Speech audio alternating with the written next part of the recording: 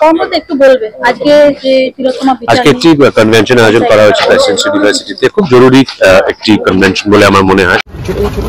First of all এটা open to all, যে কোনো মানুষ এতে অংশগ্রহণ করতে পারে।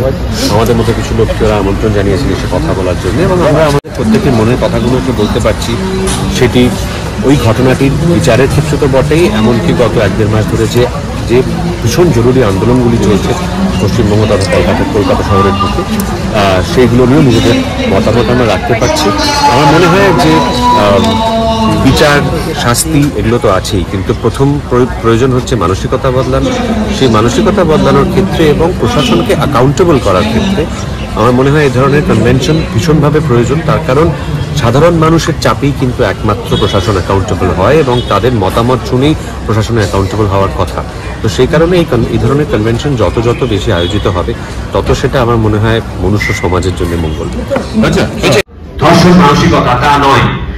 একটি ঘরে যখন 15টি লোক উপস্থিত আছে, তার মধ্যে যদি ধরে নিই 5 জন মহিলা এবং 10 জন পুরুষ, সেই 10 জন পুরুষ মিলে সেই 5 জন মহিলার সামনে কি ভাষায় কথা বলছেন, কি ভাষায় কথা বলার সিদ্ধান্ত নিচ্ছেন, সেটাও কিন্তু সেক্সুয়াল হ্যারাসমেন্টের মধ্যে পড়া দরকার।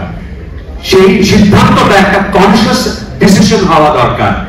এটাকে বৃহত্তর আলোচনা থেকে আলাদা করলে চলবে না। আমরা জানি যে বিলকিস বানোর ঘটনার পরে যখন বিলকিস বানোর 12 জন, সম্ভবত 12 জন তার কেসে আসামি, আমাকে আগে বলুন যে বিলকিস বানোর উপর যে ঘটনাটা ঘটেছিল, সেই ঘটনাটা কেন ঘটেছিল? সেটা কি তাদের, মানে আমি খুব হয়তো গ্রাফিক্যালি কথা বলছি, সেই ঘটনাটা ঘটেছিল ক্ষমতার দম্ভ দেখানোর জন্য। যে কারণে আমরা দেখি, যদি ইতিহাসের পাতা উল্টাই, আমরা দেখব সমস্ত যুদ্ধে, সমস্ত দাঙ্গায় বারবার লেখা থাকে thousands of men were killed and hundreds of women were raped। কেন? তার কারণ এটা একটা পাওয়ার ডাইনামিক, এটা ক্ষমতা, আমার বিজয় স্তম্ভ প্রথিত করার মতো জিনিসটা অলমোস্ট। এবং এই মানসিকতাটা নিয়ে আলোচনাটা হওয়া দরকার প্রতি ক্ষেত্রে। আবারও বলছি, এই মানসিকতা শুধু এই কাজটি করাটাই তার পরিচায়ক নয়, অনেক কিছু তার পরিচায়ক। বিলকিস বানোর অপরাধীদের যখন ছেড়ে দেয় গুজরাটের একটি কোর্ট, তারা তাকে গলায় মালা পরিয়ে নাচতে নাচতে আনন্দে তারা ফিরিয়ে এনেছিল। তার কারণ কি? আনন্দটা হচ্ছে বিজয়ের আনন্দ, যে আমরা যা করেছি ঠিক করেছি, এটা আমাদের যুদ্ধের স্ট্র্যাটেজি, এবং সেই স্ট্র্যাটেজি সফল হয়েছে, তাই জন্য তাকে আমরা ছাড়িয়ে আনতে পেরেছি। সেই কারণে এই মানসিকতা কিন্তু ওই ছোট ছোট কথা থেকে বড় কথায় গিয়ে উপনীত হয়। দুদিন আগে আমাদের বর্তমান শাসক দলের একজন স্পোক্স পার্সন, একজন